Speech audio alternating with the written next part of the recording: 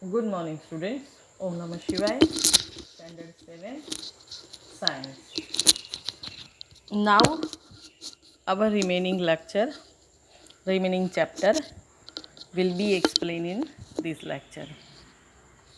In last lecture, we already seen that how food is digested partially in stomach and completely in small intestine. Now, the digested food is present in the small intestine. So how it did it mixed with blood. The process will now explain absorption in the small intestine. The digested food can now pass into the blood vessel into the wall of the intestine. There are much more blood vessels, that means blood veins are present in the wall of intestine. This process is called absorption. Absorb होता है, so that is called absorption. The inner walls of the small intestine have thousands of finger-like outgrowth. These are called villi, that is singular villus.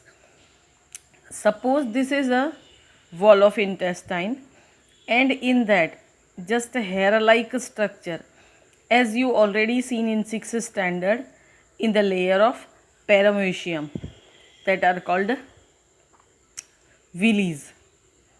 If it is single is called villus. Can you guess what the role of villi could be in the intestine? What is the work? What is the role of villi? So the villi increase the surface area for absorption of the digested food. More digested food can be absorbed with the help of villis, because due to villis the surface area increases. Each villus has a network of thin and small blood vessels close to its surface. Near to the surface, much more blood vessels are present inside each villus.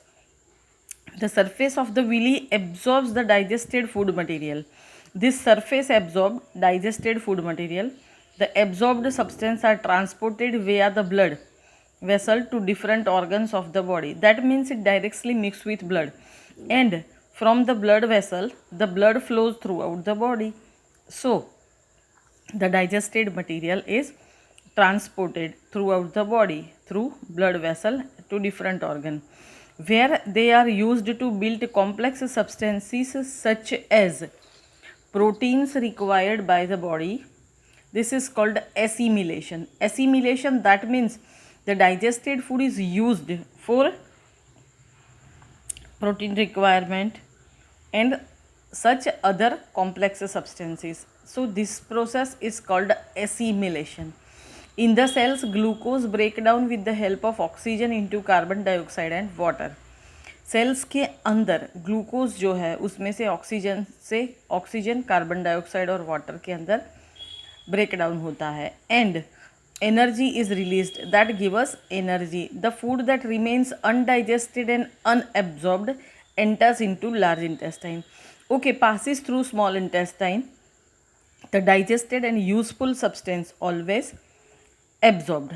Now the unabsorbed or undigested food that is remain at the end of a small intestine, that clearly enters the large intestine.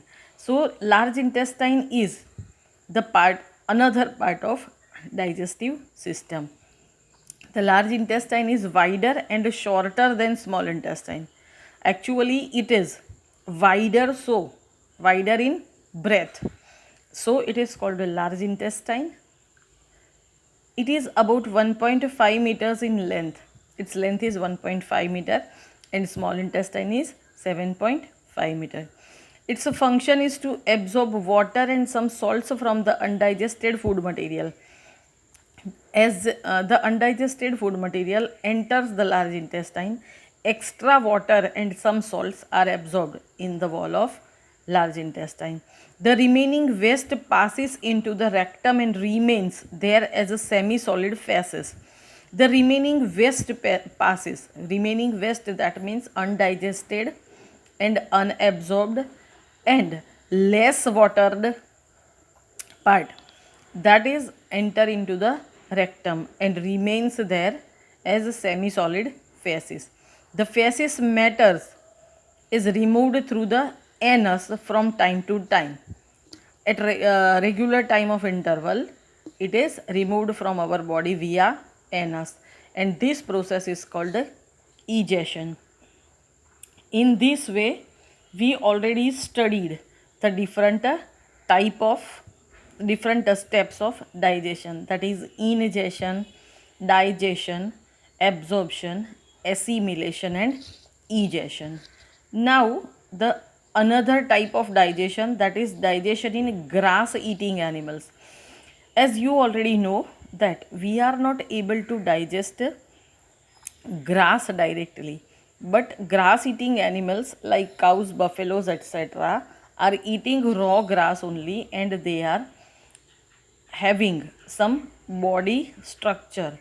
With help of that, they can digest grass easily.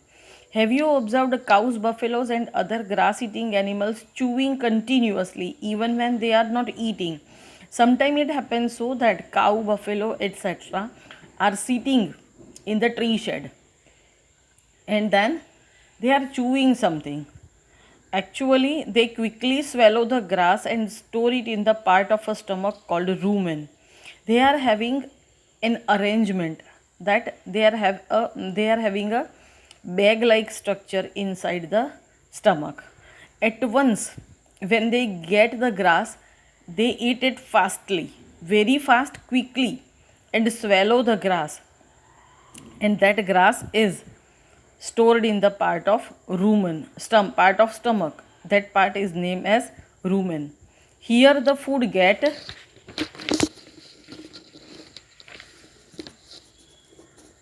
partly digested and is called cud. You can see that this is a bag-like structure which is called rumen. Here in rumen, the partly digested grass is stored and it's called cud. But later the cud returns to the mouth. After that, in lumps, small lumps, छोटे छोटे टुकड़ों में ये mouth के अंदर वापस आता है and the animal chews it. This process is called rumination. At the time when they sit in the shed and chewing, that time actually they chew cud, and this process is called rumination. And so that the animals in which rumination process occurred, that animals are called ruminants. The grass is rich in cellulose. Grass is having cellulose in much more amount. That is also a type of carbohydrate. As we see in the chapter before earlier, that sugar or starch, glucose is a type of carbohydrate. In the same way, cellulose is also another type of carbohydrate. In ruminants like cattle, deer, etc., bacteria present in rumen helps in digestion of cellulose. There are some special type of bacteria present in their rumen that help in the digestion of cellulose. Many animals including humans cannot digest the cellulose. You already know that we cannot digest grass directly because we don't have such type of bacteria in our stomach. Animals like horses, rabbits, etc. have a large sac-like structure called caecum between the esophagus and the small intestine. What we have stomach, that part is called caecum. In horse, rabbit, etc., the cellulose of the food is digested here by the action of certain bacteria which are not present in humans. Here the cellulose get digested in their stomach. So you already learn that each and every animal, different type of animals are having different type of digestive system through which they digest the food. So far you have learned about animals which possesses the digestive system, but there are many small organisms which do not have a mouth and a digestive system. But in the world, in this world, you will see, you will learn in 9th standard that many a type of organisms are there.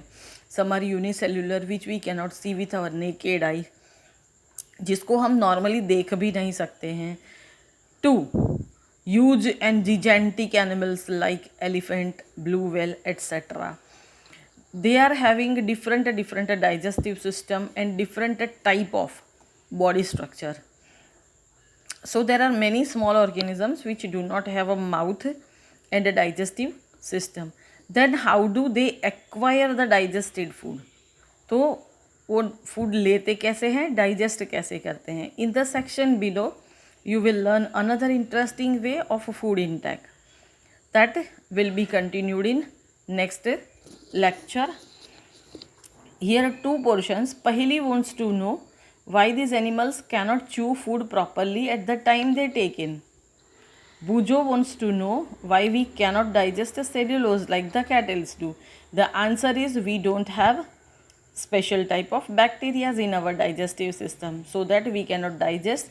And Paheli wants to know why these animals cannot chew food properly at the time they take it in, because it take much more time to digest, and if they will have take this much time to digest inside the mouth, they will have food in very less quantity. Okay, thank you very much.